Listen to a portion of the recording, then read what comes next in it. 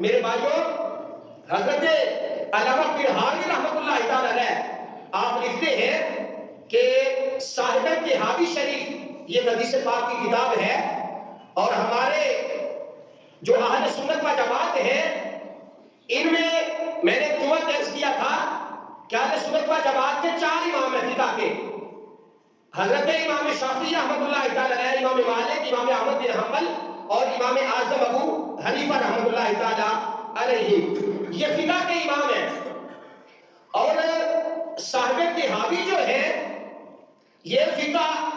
حنفیہ کے بہت بڑے مجتہد ہیں، اور سوال سامنے یہ آ گیا کہ اگر کوئی خاتون فوت ہو جائے اور اس کے پیٹ کے اندر بچہ زندہ ہو، اب حکم شرع کیا ہے تو اس بچے کو نکالا جائے گا نہ نکالا جائے؟ تو شوافی کے ہاں یہ ہے کہ اگر ماں فوت ہو جائے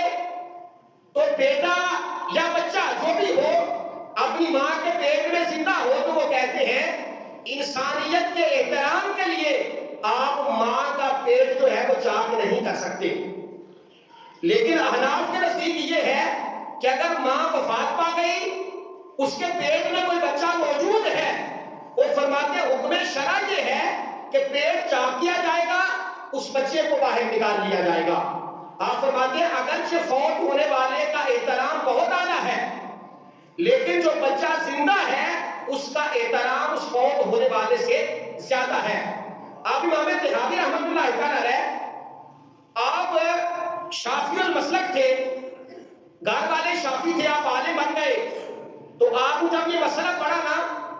کہ اگر بچہ زندہ ہو ماں فوت ہو جائے تو حکم شرع کیا ہے، تو آپ فوراً فقہ حنفی کی طرف مائل ہوئے اور کہنے لگے کہ جو بندہ مجھے زندگی عطا کرنے کا سبب بنا ہے کہ ماں اگر وفات پا جائے تو بچے کو زندہ نکال لیا جائے، میں اسی کے مسلک کے خلاف ہوں۔ پھر فقہ حنفیہ کو پڑھا اور فقہ حنفی کے بہت بڑے مجتہد آپ بن گئے۔ یعنی یہاں اتنی لمبی بات کرنے کا مقصد یہ ہے کہ انسان کا بڑا احترام ہے۔ آپ بہت سارے مسالک دیکھیں، مذاہب دیکھیں کہ دنیا سے رخصت ہونے والا بندہ کوئی اسے جلا رہا ہے، کوئی زمین میں ایسے ہی کاٹ رہا ہے، کوئی انسانوں کے بس میں نہیں باہر پھینکا ہوا ہے، اسے چیل اور کبے کھا رہے ہیں۔ یہ اسلام کی عظمت ہے،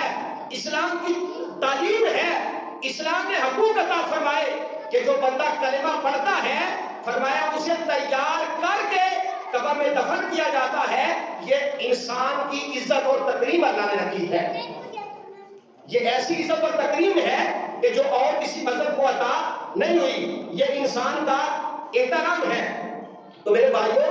اللہ نے انسان کو عزت عطا فرمائی ہے، اور انسان کا بھی یہ حق بنتا ہے کہ اپنے مسلمان بھائی اور ہر انسان کی عزت اور قدر کرے، کیونکہ یہ میرے اللہ کا حکم ہے۔